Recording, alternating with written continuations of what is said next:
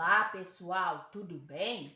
Hoje nós vamos estudar a disciplina de Química, semana 1 do PET 1, da modalidade de ensino não presencial. A aula será a apresentação do conteúdo do primeiro ano do ensino médio e o tema será modelos atômicos. Vamos lá, pessoal? Desde o início da ciência, o homem ele teve a curiosidade de saber de onde viemos, do que somos constituídos. Aí houveram alguns cientistas e pensadores que começaram a criar teorias acerca disso, para saber da origem e da estrutura da matéria, de como ela era formada, de como ela era transformada. Aí temos alguns modelos atômicos. Os modelos atômicos eles são descritos por alguns cientistas, dentre eles Demócrito. Demócrito foi o primeiro a utilizar a palavra átomo, ou seja, como a origem de tudo. Segundo ele, tudo existente na natureza era formado por partículas denominadas átomos. Após ele veio o Dalton. Para Dalton, tudo existente na natureza era formado por partículas fundamentais, maciças e esféricas que não podiam ser criadas, destruídas ou transformadas em outras e também divididas. E a essas partículas ele denominou átomos. Para Dalton, um elemento é formado por átomos do mesmo tipo. Elementos diferentes são formados por átomos diferentes. A combinação de elementos diferentes forma substâncias diferentes. O modelo atômico de Dalton, pessoal, ele é dito como modelo bola de bilhar, uma esfera maciça e indivisível. Após isso, pessoal, veio o Thomson. O Thomson, ele pegou os conhecimentos de Dalton, os conhecimentos de Demócrito e aprofundou um pouco. Ele fez um experimento com um tubo de raios catódicos. E nesse experimento ele descobriu a natureza elétrica da matéria, partículas subatômicas, ele descobriu o elétron. O modelo dele, pessoal, é chamado de pudim de passas, porque para ele o átomo era uma esfera positiva, maciça, incrustada de cargas negativas. O experimento de tubos de raios catódicos, pessoal, é o seguinte: ele pegou um tubo parcialmente evacuado, ou seja, tirou o ar ali, e ele colocou descarga elétrica.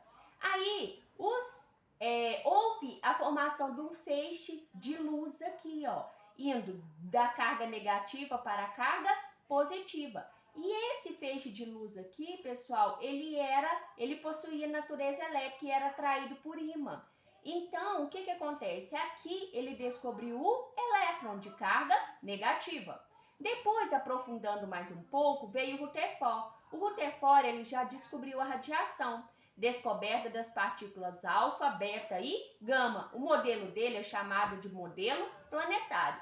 O que o Rutherford fez, pessoal? Ele pegou o material radioativo e incidiu aqui duas placas, uma positiva e uma negativa.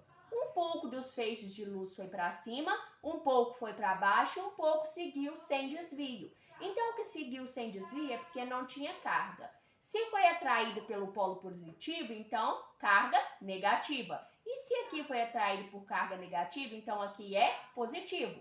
Então ele descobriu a radiação alfa, beta e gama. Alfa, carga positiva, beta, carga negativa e gama, sem carga.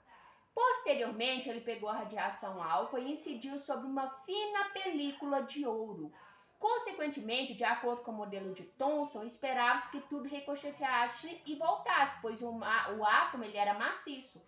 Só que o que aconteceu? A maioria dos feixes de luz, das partículas, elas não sofreram desvio, elas passaram direto e um pouco ricocheteou e voltou. Então, pessoal, conclui-se que a maior parte do átomo é um espaço vazio. Por quê? As partículas não sofreram desvio. E um volume pequeno é o núcleo, onde se concentra a maior parte da massa. E os elétrons giram ao redor do núcleo. Aqui vem o modelo planetário. Para ele, o núcleo era positivo, que tinha a maior parte da massa e o menor volume, onde a massa estava concentrada, e os elétrons estavam girando ao redor do núcleo em órbitas. Aí, nesse caso, pessoal, a maior parte do volume do átomo é um espaço vazio e a eletrosfera possui a menor parte da massa. Aí, após o Rutherford, pessoal, veio também o Bohr.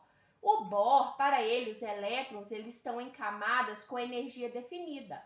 E a emissão e a absorção de energia ao trocar de camada. Para ele, o que acontece? Eu tinha o núcleo e tinha os elétrons. Esse elétron, ele circulava com uma determinada quantidade de energia ao redor do núcleo, e se não fosse feita qualquer transformação ali, ele continuaria ali até a idade do universo. Só que o que acontece? Pessoal, positivo não atrai negativo? Se o núcleo é positivo e o elétron é negativo, qual é o elétron que está mais preso ao núcleo? O elétron que está mais próximo, então o que está distante, ele vai estar menos preso. Então, consequentemente, a energia dele vai ser maior, porque ele vai ter maior facilidade, maior liberdade para girar. Aí o que acontece? Para ele, quando você incide energia sobre um átomo, o elétron aqui ele vai para uma camada mais energética, ele absorve essa energia e vai para uma camada mais energética. Só que, como essa energia não é própria desse elétron, ele acaba voltando para sua camada de origem. E quando ele volta, ele libera aqui, ó, libera energia na forma de luz em comprimentos de onda. Isso explica o funcionamento de fogos de artifício, isso explica o funcionamento de liberação de luz para determinados elementos químicos, por exemplo, o sódio. Se você fizer isso com sódio, colocar energia e esperar voltar para a camada de origem, vai liberar a cor amarela,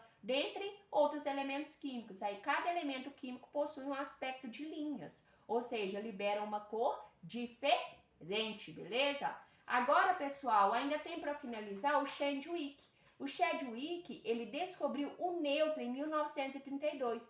Por quê? Se fosse, pessoal, baseado nos modelos, o núcleo é positivo e os elétrons são negativos e circulam em órbita. Se positivo atrai negativo, o que ia acontecer? O átomo ia virar uma bola, porque ia incrustar tudo. Só que pela atividade, pela ação dos nêutrons, pessoal, o átomo ele possui o formato que ele possui. O núcleo positivo com os prótons e os nêutrons, e os elétrons ao redor do núcleo em órbitas com níveis de energia específicos e quantizados. Pessoal, essa foi a aula de hoje. Tentem fazer as atividades. Qualquer coisa, podem procurar os professores, podem nos procurar, ok? Bom estudo a todos!